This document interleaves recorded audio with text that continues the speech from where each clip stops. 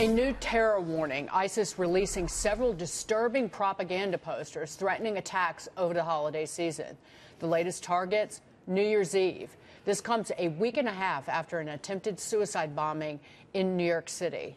New York's Governor Andrew Cuomo has announced heightened security measures over the holidays, including increased personnel, bomb-sniffing dogs, and even radiation detectors. Joining us this morning is national security analyst at the Clarion Project, professor of counterterrorism at Liberty University down in Lynchburg, Virginia, Ryan Mauro. Ryan, what do you make of this?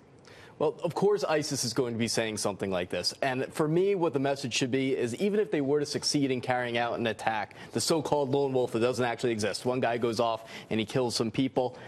Overall, they're still a bunch of losers. 96% of their caliphate has been destroyed.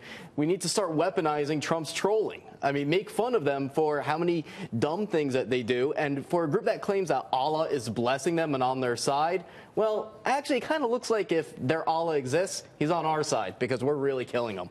You know, Ryan, I think you make such a good point because as ISIS has lost ground in the Middle East, essentially what it's trying to establish is a cyber caliphate. And so it's trying to influence people who are crazy. A lot of these people who are lone wolf attackers don't really have a real attachment to terrorist groups overseas, as you know.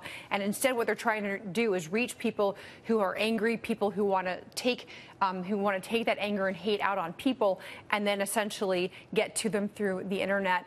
But when you look at terror attacks in places like New York City, these lone wolf attacks, what's so difficult is trying to identify them ahead of time. So you have some 3,000 police officers patrolling down in the subway systems, for example, in New York each day. But what they're really having to be able to do is assess people. So how can people better be able to assess people, our officers and just people on the streets, to see if maybe they're, you know, have those assessments in mind in case they see something and then they should say something? Sure.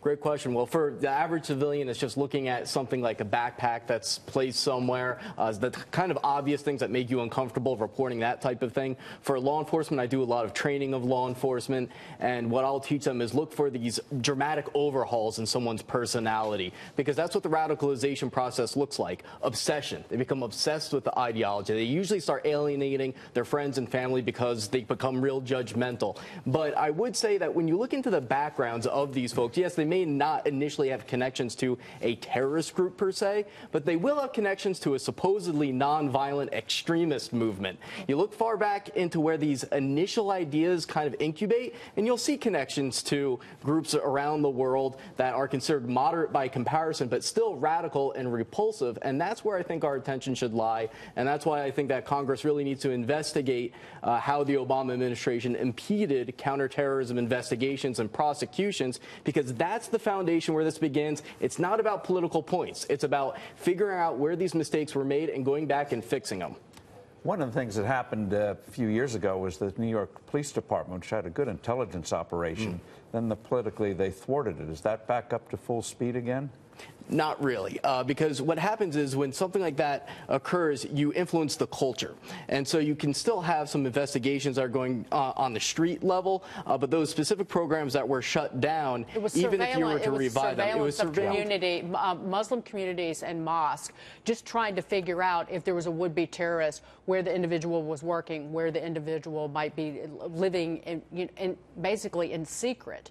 But do you think New Yorkers are angry? New Yorkers are angry that in 14 months we've had 3 terror attacks, 8 people killed over near the West Side Highway on a bike path. And then after the fact, they put up concrete barricades, some of which are decorated for Christmas. Right. People are irritated. They're angry. They're, you know what? And what is New York going to do about it?